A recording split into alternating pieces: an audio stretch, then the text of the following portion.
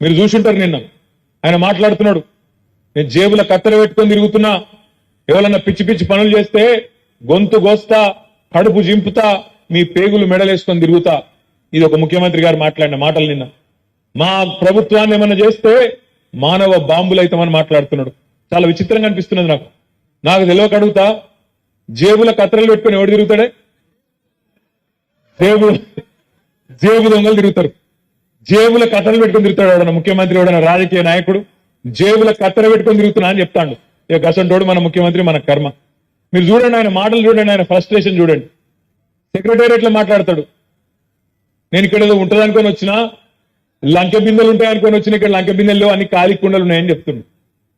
లంకె బిందెల కోసం గడ్డపారలు పట్టుకొని, తటపారలు పట్టుకొని, నెత్తి మీద దుప్పటి కప్పుకొని అర్ధరాత్రి ఎవరు తిరుగుతారు? మరి ఈయన గతంలో ఏం చేస్తున్నారో నాకైతే తెలియదు, కానీ ఈ లంకె బిందెల కథ అయింది, జేబుల కత్తెరల కథ అయింది. అసలు ముఖ్యమంత్రి స్థాయిలో మాట్లాడే మాటలేనా? ఆ ఫ్రస్ట్రేషన్ ఏంది? ఆ ఊగిపోవుడు ఏంది ఆవేశంతోని? ఇంకా దిక్కుమాలిన పదం ఏంటంటే మానవ బాంబులు అవుతారట.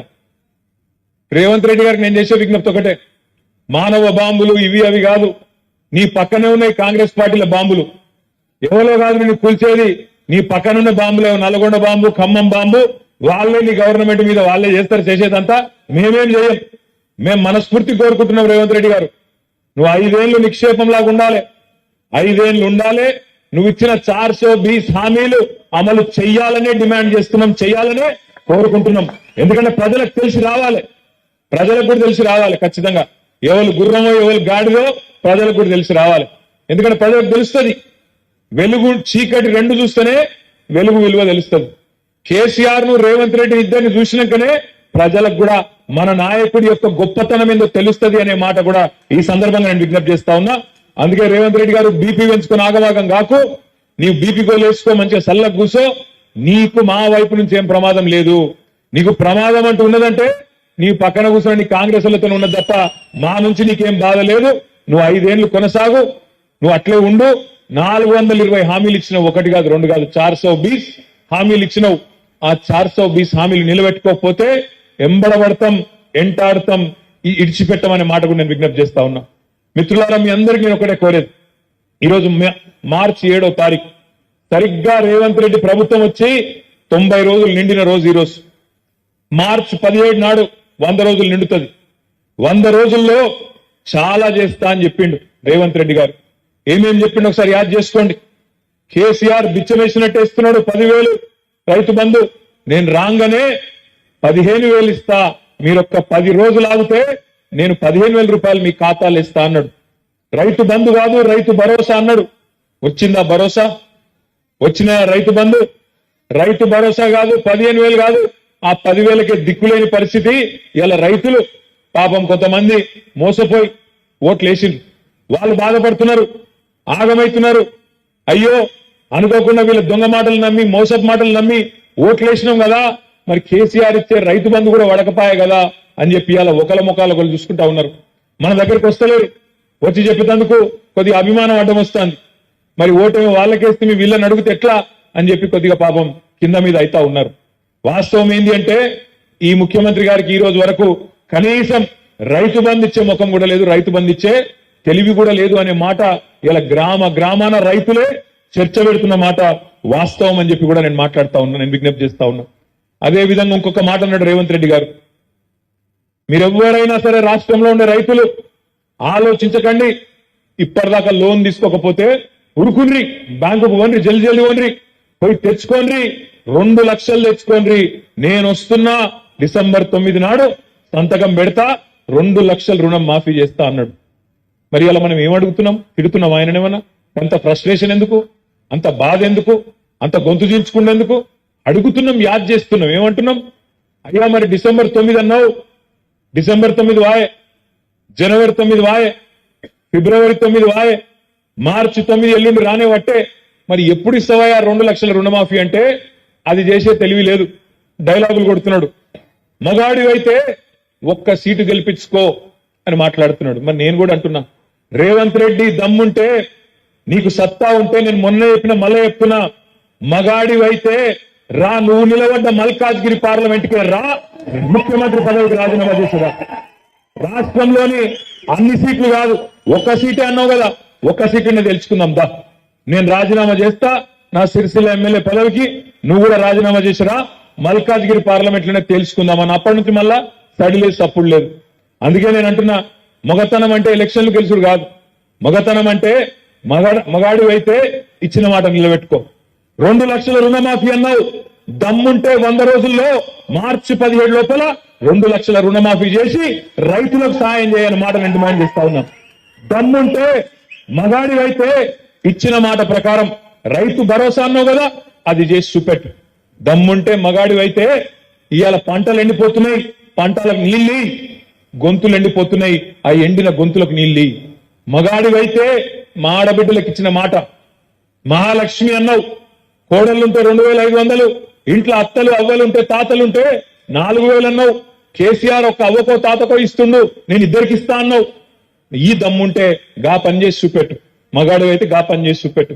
ఇవాళ నోటికొచ్చిన మాటలు, నోటికొచ్చిన సొల్లు పురాణం, ఎటు పడతట అబద్ధాలు చెప్పి ఇవాళ గద్దెనెక్కి ఓడ మీద ఉన్నప్పుడు ఓడమల్లన్న, ఒడ్డుకెక్కినాక బోడమల్లన్న అన్నట్టు ఇవాళ ప్రజలను కించపరిచే విధంగా చిల్లర మాటలు మాట్లాడుతూ ఉన్నాడు ఈ ముఖ్యమంత్రి. నేను మీ అందరికి చేసే విజ్ఞప్తి ఒకటే, ప్రజలు మంట మీద ఉన్నారు, మీకు నాకంటే బాగా మీకే తెలుసు. ప్రజలు మంట మీద ఉన్నారు, కోపం మీద ఉన్నారు. ఈ కొత్త ప్రభుత్వం మమ్మల్ని ఆగం చేసింది అనే కోపం మీద ఉన్నారు. మా మైనారిటీ సోదరులు ఆలోచన చేస్తా ఉన్నారు, చూస్తా ఉన్నారు. ఈయన ఖచ్చితంగా గతంలో టీడీపీని ముంచిండు, ఇప్పుడు మళ్ళా కాంగ్రెస్ ను కూడా ముంచేటట్టే ఉన్నాడని చెప్పి మా మైనారిటీ సోదరులు కూడా ఆలోచన చేస్తా ఉన్నారు. ఎందుకంటే మీరు చూస్తున్నారు ఏం మాట్లాడుతున్నాడు ఆయన. ప్రధానమంత్రి ముంగట పోయి నిలబడి आप हमारे बड़े भैया है बड़े भाई है అంటాడు. అందుకే కేసీఆర్ గారు ఎప్పుడు చెప్తుంటారు, బడే భాయ్ తో బడే భాయ్ చోటే మియా సుబాన్ అల్లా అని చెప్తుంటారు కేసీఆర్ గారు. గట్లున్నది కథ ఇయ్యాల. అసలు బడే భాయ్ అట నరేంద్ర మోడీ. ఇంకొక మాట అంటాడు సిగ్గు లేకుండా, ఇప్పుడే మా జమీల్ భాయ్ చెప్పిండు, ఆత్మగౌరవం కలిగిన ఏ తెలంగాణ బిడ్డ మాట్లాడని మాట, ఆత్మగౌరవం ఉన్న ఏ తెలంగాణ బిడ్డ కూడా ఒప్పుకోని మాట. అన్ని రంగాలలో ఇవాళ తెలంగాణ భారతదేశానికి ఆదర్శంగా మారితే, మనం పెట్టిన రైతు బంధు దేశానికి ఆదర్శమై పిఎం కిసాన్ అయింది కదా. మనం రైతు బంధు పెట్టినాకనే కదా మోడీ కాపీ కొట్టి పిఎం కిసాన్ అని పెట్టుకున్నాడు. మనం ఇంటింటికి నీళ్ళు ఇచ్చినాకనే కదా మిషన్ భగీరథ ద్వారా మోడీ కాపీ కొట్టి హర్ ఘర్ జల్ అన్నాడు. మనం ఇక్కడ మిషన్ కాకతీయ చేసినాకనే కదా మోడీ కాపీ కొట్టి అమృత్ సరోవర్ అన్నాడు. ఇట్లా ఎన్ని రంగాల్లో దేశానికి ఆదర్శమైంది తెలంగాణ. అట్లాంటి తెలంగాణ మోడల్ ను కించపరుస్తూ ఏం మాట్లాడతావు నువ్వు? గుజరాత్ మోడల్ చేస్తాం మన రాష్ట్రాన్ని మాట్లాడతావా? ఏంటిది గుజరాత్ మోడల్ అంటే? తెల్లారలేసి హిందువులు ముస్లింలు తన్నుకునుడా, లేకపోతే రైళ్లలో పోయేటోళ్ళని కాల్చి చంపుడా? ఏంటిది నీ గుజరాత్ మోడలు? ఏంది నీకు నచ్చిన నీ గుజరాత్ మోడలు? మీ నాయకుడు రాహుల్ గాంధీ ఏమో గుజరాత్ మోడల్ బేకార్ మోడల్, అటర్ ఫ్లాప్ మోడల్ అంటాడు. నువ్వేమో ఇక్కడుండి గుజరాత్ మోడల్ గొప్పదంటావు. ఇది మా రాష్ట్రంలో ఉన్న సోదరులందరూ చూస్తలేరు అనుకుంటున్నావా? ఆలోచన చేస్తలేరు అనుకుంటున్నావా? మీ నాయకుడు రాహుల్ గాంధీ ఏమో అదానిని పొట్టుపోటు తిడతాడు. 609వ స్థానంలో ఉన్న అదాని ప్రపంచంలో మోడీ గారి ప్రాపకం వల్లనే 2వ స్థానానికి ఎదిగిండు అని రాహుల్ గాంధీ మాట్లాడతాడు. నువ్వేమో అదానితో నలై బలై చేసుకొని అదాని తన గొప్పోడు తెలంగాణకు వస్తున్నాడు అని చెప్తాడు. ఇట్లా 1-2 కాదు చెప్పుకుంటా పోతే సిగ్గుపోతుంది. గన్ని దిక్కుమాలిన పనులు చేసిన ఈ రేవంత్ రెడ్డి ప్రభుత్వం 90 రోజుల్లోనే ఇవాళ ప్రజాభిమానాన్ని కోల్పోయి ఇవాళ ప్రజల్లో పల్సన్ అయ్యింది. నేను ఆయన మాట్లాడుతుంటే గమ్మత్ అనిపించింది నాకు.